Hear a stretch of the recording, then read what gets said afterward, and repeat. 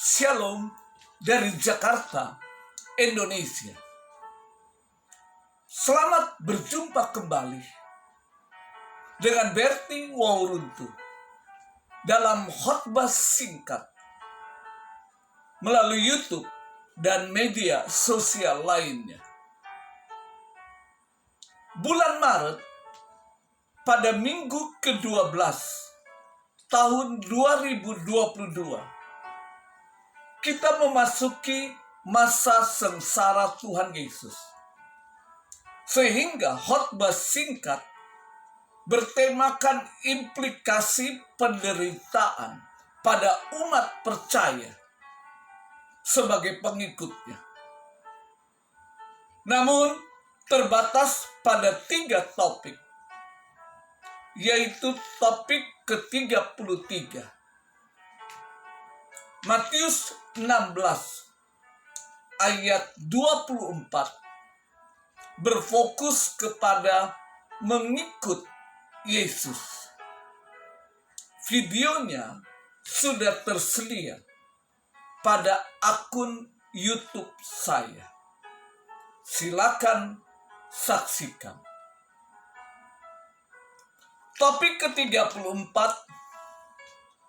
Matius 16 ayat 24 berfokus kepada menyangkal diri. Dan topik ke-35 Matius 16 ayat 24 memikul salib. Kita masuk ke dalam topik ke-34. Matius 16 ayat 24 berfokus pada menyangkal diri. Mari kita buka Alkitab kita pada kitab Injil Matius. Matius 16 ayat 24. Lalu Yesus berkata kepada murid-muridnya, "Setiap orang yang mau mengikut aku, ia harus menyangkal dirinya, memikul salib, dan mengikut aku." Dalam Matius pasal 16 dan kitab-kitab Injil lainnya yang relevan, Tuhan Yesus menolak dan memperingatkan kepada murid-muridnya untuk waspada terhadap ajaran para pemimpin agama pada saat itu, yaitu orang Farisi dan orang Saduki. Tuhan Yesus juga mulai mengungkapkan bahwa dia harus menderita, bahkan dibunuh, namun akan dibangkitkan pada hari yang ketiga. Yesus kemudian mengatakan bahwa semua orang yang mau mengikut dia harus memikul salib dan penyangkalan diri. Kristus memperingatkan bahwa mereka yang mengikutinya harus rela menyerahkan diri segala hal lain yang ada di dunia dan menanggung kesulitan dan penganiayaan. 3 tindakan, yaitu menyangkal diri, memikul salib, dan akhirnya tetap mengikut Yesus, siap menjadi murid atau pengikut sejati dari Tuhan Yesus Kristus. Kamus Alkitab mendefinisikan penyangkalan diri sebagai kesediaan untuk menyangkal kepemilikan atau status diri sendiri untuk bertumbuh dalam kekudusan dan komitmen kepada Allah. Kata-kata Yesus, kata-kata yang digunakan oleh Tuhan Yesus dalam bahasa aslinya untuk menyangkal diri adalah satu istilah yang kuat, serupa dengan kata-kata Paulus dalam Filipi pasal 3 ayat 7 dan 8. Tetapi apa yang dahulu merupakan keuntungan bagiku, sekarang kuanggap rugi karena Kristus. Malahan segala sesuatu kuanggap rugi karena pengenalan akan Kristus Yesus Tuhanku lebih mulia daripada semuanya. Oleh karena Dialah aku telah melepaskan semuanya itu dan menganggapnya sampah, supaya aku memperoleh Kristus. Tujuan penyangkalan diri menghitung sebagai kerugian atas semua keuntungan duniawi adalah untuk menjadi lebih seperti Yesus dalam kekudusan dan ketaatannya kepada Allah. Menyangkal diri termasuk mengatasi tuntutan daging yang terus-menerus di dalam tubuh kita,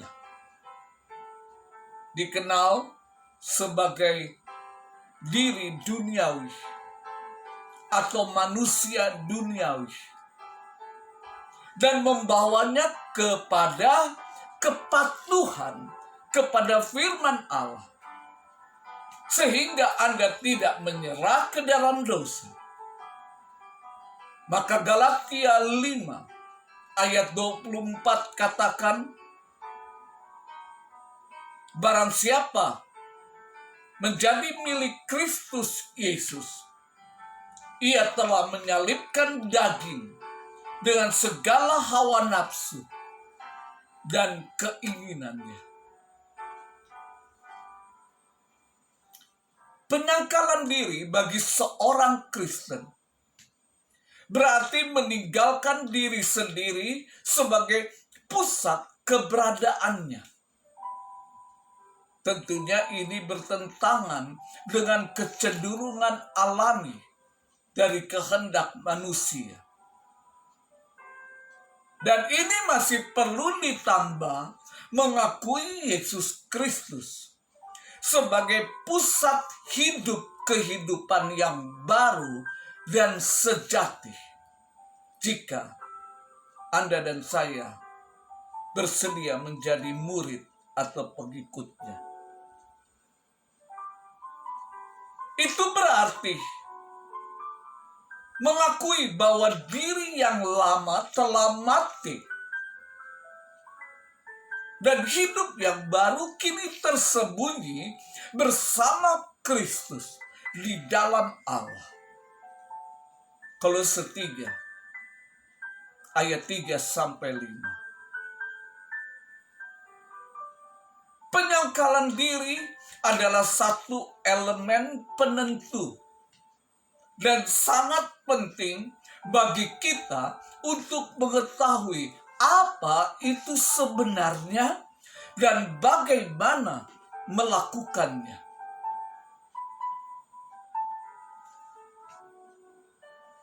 Penyangkalan diri adalah satu ide yang cukup umum dalam pengajaran Yahudi dan Yunani saat itu. Namun Tuhan Yesus menjelaskan dan menggambarkan bahwa penyangkalan diri mencakup partisipasi yang rela dalam kematian diri Yesus.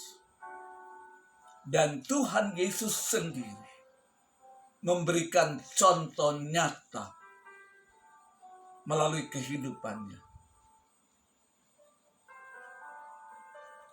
Yesus menjelaskan bahwa seorang murid sejati tidak hanya percaya kepadanya untuk keselamatan dan pengampunan dosa, tapi juga percaya kepadanya untuk mematahkan kuasa dosa dalam hidup mereka dengan menyangkal diri, memikul salib, dan tetap mengikuti Dia.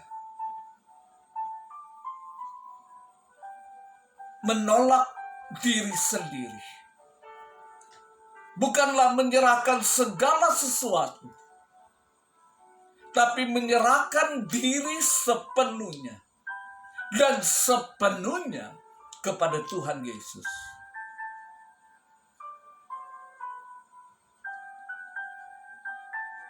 Menyangkal diri sendiri dan memikul salib tidak ada hubungannya dengan beban kehidupan kita sehari-hari ataupun masalah yang mungkin sedang kita hadapi.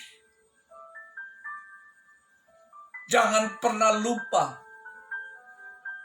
penderitaan yang kita alami melalui penyangkalan diri dan pikul salib tidak sebanding dengan kemuliaan yang akan kita terima kelak.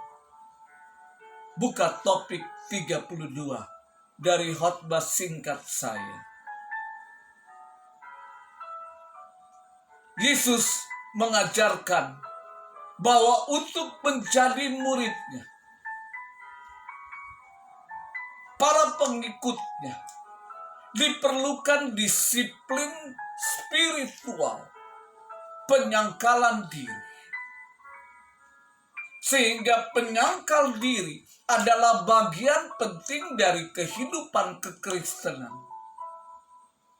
Tuhan Yesus memanggil mereka untuk menjadi pengikutnya, agar bisa menolak kecenderungan alami seorang manusia terhadap keegoisan. Dan Tuhan Yesus memberikan contoh penyangkalan diri di dalam Yohanes pasal 13 ayat 1 sampai 17. Yohanes 13 ayat 1 sampai 17. Sebagai kesimpulan sampai dengan topik ke-34, sekaligus implikasi berfokus pada Yesus dan apa yang Yesus katakan ya, maka kita sebagai pengikutnya juga harus mengatakan ya. Sebaliknya, jika Yesus mengatakan tidak, maka kita pun juga harus mengatakan tidak. Fokus berpusatkan pada Tuhan Yesus Kristus, bukan pada diri kita sendiri ataupun orang lain, siapapun orang tersebut. Ikuti topik berikutnya, topik ke-35, memikul salib. agar kita sebagai umat percaya dapat memahami maksud dan tujuan dari Matius 16 ayat 24. Siap dan terima berkatnya yang tersedia untuk setiap anaknya yang dengar-dengaran kepada firman-Nya. Haleluya.